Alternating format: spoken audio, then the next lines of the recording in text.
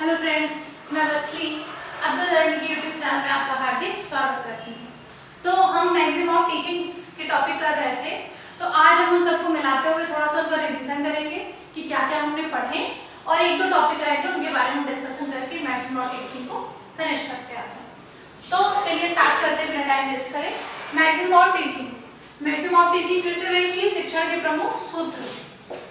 Short में लिखना चाहें तो शिक्षण सूत्र। तो पहले जो नहीं पढ़ा उनको पढ़ते फिर हम रिवाइज करते हैं। तो हमारे दो मैगजीन्स और रह गए थे, ये काफी कॉमन है और बेसिकली यूज होते हैं। चलिए पहला हमारा है प्रकृति का अनुसरण। मेन हम सब पढ़ चुके हैं जो एग्जाम के पॉइंट ऑफ व्यू से इंपॉर्टेंट है, बट क्योंकि हम टीचर बनने जा रहे हैं तो हमें सारी मैगजीन्स के बारे में आइडिया होना चाहिए ताकि बच्चों को हर तरह से पढ़ा सके, उनका ज्ञान बढ़े, उनको क्लास में इंटरेस्ट है। इसलिए हम सारे मैगजीन्स पढ़ेंगे, बट एग्जाम के पॉइंट ऑफ व्यू से जितने एग्जाम क्लियर करने के लिए इंपॉर्टेंट है वो हमें पढ़ना चाहिए। तो अगला हमारा क्या है, प्रकृति का अनुसरण। प्रकृति का अनुसरण अगर कहना चाहे तो प्रकृति मतलब नेचर, अनुसरण मतलब फॉलो, मतलब फॉलो करना नेचर को।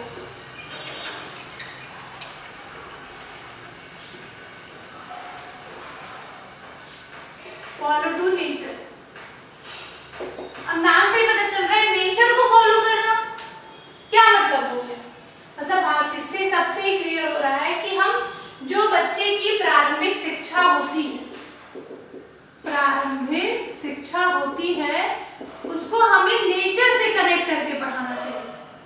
ठीक है, नेचर से कनेक्ट करके पढ़ाना चाहिए, प्रकृति से कनेक्ट करके पढ़ाना चाहिए। अगर हम बच्चे की प्रारंभिक शिक्षा को प्रकृति से पढ़ाएंगे, प्रकृति के अकॉर्डिंग पढ़ाएंगे तो उसका फिजिकली, मेंटली सब लेवल अच्छा होगा। ठीक है, बच्चा फिजिकली शारीरिक रूप से, मेंटली मतलब मानसिक रूप से अनुकूल रूप से उसकी रुचि होगी और चीजों को ग्रहण करेगा। कहने का मतलब ये हो गया कि बच्चों को जो प्रारंभ में हम शिक्षा देते हैं तो शिक्षा को प्रकृति के अनुसरण करके पढ़ाना चाहिए ताकि बच्चे की जो रुचि है, रुचि की और बढ़ेगी और उसका शारीरिक प्लस मानसिक दोनों विकास होगा। इसलिए होगा कि जैसे हम नेचर का अगर हम बात करना चाहें, छोटे बच्चों को हमें जैसे पार्ट्स ऑफ प्लांट पढ़ाना है, ठीक है, या फिर किसी पेड़ के बारे में पूरा बताना है, तो हम बच्चों को नेचर से रिलेटेड होकर पढ़ाएं, उनको दिखाएं चीजों को, तो वो उसके बारे में ऑब्जर्व करेंगे, अच्छे से मेंटली सोचेंगे और फिजिकली उस चीज के ऊपर रिसर्च करेंगे। रिसर्च क्या करेंगे, रिसर्च सब तो बड़ा हो गया, रिसर्च क्या करेंगे मतलब उसको ऑब्जर्व करेंगे। कहने के भाषा छोटे बच्चों की बात, तो हम जब बच्चों को शिक्षा देते हैं तो उसमें प्रकृति के अकॉर्डिंग पढ़ाने से बच्चों का पूरा डेवलपमेंट होता है। जैसे क्या होता है, अगर बच्चे सिर्फ पढ़ रहे, किताब लेके पढ़ते जा रहे, रटते जा रहे हैं, उनको रटने वाली आदत होगी तो उनका मेंटली तो बहुत जाएंगे, फिजिकली वो स्ट्रांग नहीं होंगे। तभी आजकल क्या हो गया है, बच्चों का जितना मेंटल ग्रोथ के ऊपर जितना ज्यादा उतना ही फिजिकल के ऊपर भी कहते हैं। इसलिए स्कूलों में गेम्स प्रोवाइड किए जा रहे हैं, एक्स्ट्रा एक्टिविटीज कराई जाती हैं ताकि बच्चे का फिजिकली ट्रीटमेंट, मेंटली ट्रीटमेंट दोनों इक्वल हो।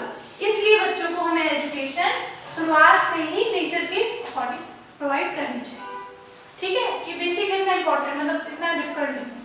नेक्स्ट अगर हम कहना चाहें, नेक्स्ट वाला जो हमारा होता है वो है स्वाध्याय का अनुसरण। स्वाध्याय का अनुसरण।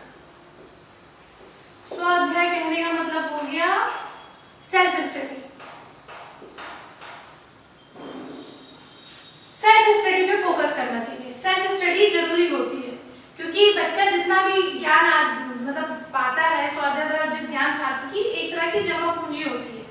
कहने का मतलब ये हो सकता है सेल्फ स्टडी जैसे क्या होता है, हम कुछ भी कमाते हैं, जो भी पैसा हमारा हो तो हमारी जमा पूंजी होती है, वो हमारा है। इसी तरह बच्चा अगर खुद सेल्फ स्टडी करके पढ़ता है तो वो जो भी ज्ञान अर्जित करता है, जो भी उसको नॉलेज वो कलेक्ट करता है वो उसका खुद का नॉलेज होता है और खुद अर्जित किया ज्ञान जल्दी इंसान भूलता नहीं। तभी बच्चों में क्या होता है, पहले छोटे पे क्या होता है, पेरेंट्स खुद पढ़ाने बैठते हैं क्योंकि उनको एक सही आकार देना होता है उनकी शिक्षा को, वरना गलत सीखेंगे। फिर धीरे धीरे बच्चों से कहते हैं आप रीडिंग करो, बच्चे को रीडिंग करते हैं, फिर सुनते रहते हैं, धीरे धीरे बच्चों की आदत पड़ने लगती है, खुद पढ़ने लगते हैं। बच्चे स्कूल में भी पहले टीचर खुद खुद पढ़ के बताता है, फिर बच्चों को खड़ा करता है कि आप पढ़ के सुनाओ, पढ़ के सुनाओ। इस तरह बच्चों में खुद स्टडी का होता है।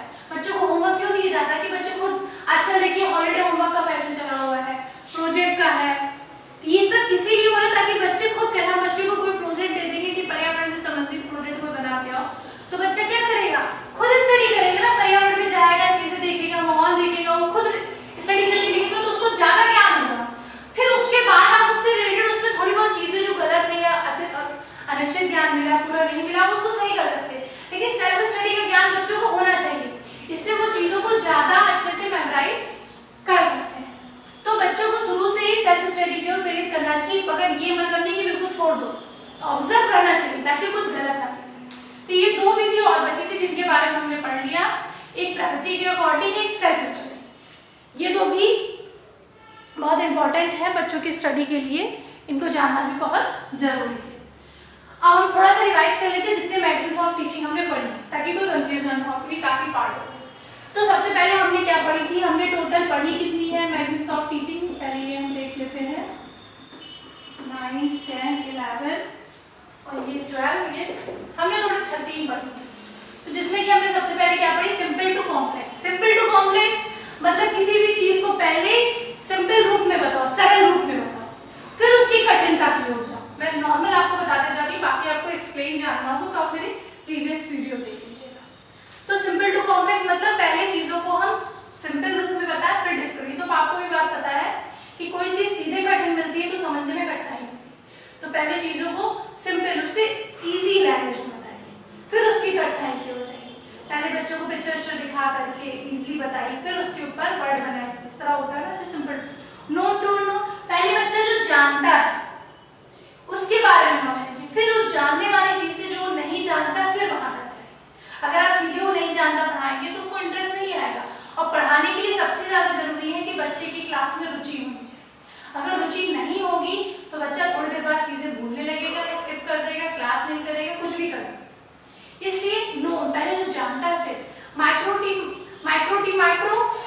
मतलब कहने का मतलब कि मूल से अमूर्त की ओर। इस चीज का बहुत ध्यान देना चाहिए कि बच्चों को पहले चीजें दिखा करके, पिक्चर बना करके बताया जाए, उसके बाद उनको अमूर्त ज्ञान दिया जाए। ठीक है, अमूर्त, मूल से मूर्त। होल टू पार्ट, होल मतलब पहले पूरा बार, मैं विश्लेषण वो संश्लेषण और विश्लेषण में बताया, पहले बच्चों को पूरा बताओ, फिर उसके हिस्से के बारे में, ताकि वो चीजों को समझ सके। डेफिनेट टू इनडेफिनेट मतलब जो उनका निश्चित ज्ञान है, अनिश्चित ज्ञान है, उसको निश्चित में बदलना। बच्चे जैसे खुद ब खुद कुछ चीजें जान लेते हैं, तो उसमें जो मैंने भी क्या बोला, सेल्फ स्टडी, तो एक अनिश्चित ज्ञान भी हो सकता है, तो उसको आप निश्चित देखिए तो समझिए, फिर उसमें जो गड़बड़ी हो, जो अनिश्चित हो, वो निश्चित ज्ञान में बदले। Direct to indirect, direct to indirect मतलब प्रत्यक्ष, पहले चीजों को प्रत्यक्ष नॉलेज कराइए, मतलब पहले उनको दिखा के कराइए, फिर वो जैसे क्या होता है, पहले बच्चों को गिनतियां अबैकस के थ्रू समझाई जाती है, बाद में बच्चे पहले लिख के काउंट करते, फिर फिंगर पे काउंट करना सीख जाते। तो ये क्या हो गया, बच्चे ने डायरेक्ट से इनडायरेक्ट की ओर जाना जाए, मतलब पहले जो बच्चे सामने ने उसको देखा, फिर जो दिखाई दे रही है बस उसके बारे में पढ़ा, फिर जो नहीं दिखाई दे रही उसके बारे में पढ़ा। बच्चों को ज्योग्राफी पढ़ानी है तो पहले ग्लोब के माध्यम से पढ़ा देते हैं कि ग्लोब में ऐसी चीजें हैं, ऐसी चीजें हैं, मैप के माध्यम से पढ़ा, फिर उनको चीजें धीरे धीरे रट जाती है, वो ऐसे पढ़ लेते हैं। बाकी एक्सप्लेन में पढ़ना होगा तो हमारा लेक्चर देखिएगा। पर्टिकुलर टू जनरल, पर्टिकुलर मतलब विशिष्ट, पहले कोई विशिष्ट चीज बताओ, फिर सामान्य की ओर जाओ। ठीक है, पहले उनको पर्टिकुलर टू विशिष्ट मतलब पहले एग्जाम्पल से एक्सप्लेन कर दो, फिर किसी सामान्यीकरण मतलब फिर जनरल रूप में जाओ। जैसे नाउन पढ़ाना होता है तो पहले टीचर क्या करते हैं, पहले उनको एग्जाम्पल बताते हैं, सिटी है, ये प्लेस है, फिर जाते जाते नाउन की डेफिनेशन करा। तो पहले पर्टिकुलर टू जनरल। एनालाइज, ये इंपॉर्टेंट है, मैंने बोला। विश्लेषण से संश्लेषण, मैंने बोला था किसी भी घटना को पहले छोटे छोटे पार्टों में एनालाइज करके फिर उसका पूरा समग्र बनाना, ये हमारा हो गया एनालाइज टू सेल्फ। साइकोलॉजिकल मतलब बच्चों की रुचि, इंटरेस्ट के अकॉर्डिंग पढ़ा के किसी तरह तक ले जाना। इजी टू डिफिकल्ट, ये काफी चीजों में होता है, सिंपल टू कॉम्प्लेक्स तरह की इजी टू डिफिकल्ट वाली बात है। पहले बच्चों को इजी चीजें बताना, फिर कठिन पे जाना।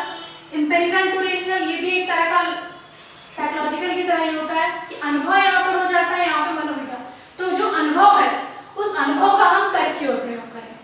तो ये सारी विधियां हम लोगों ने पढ़ी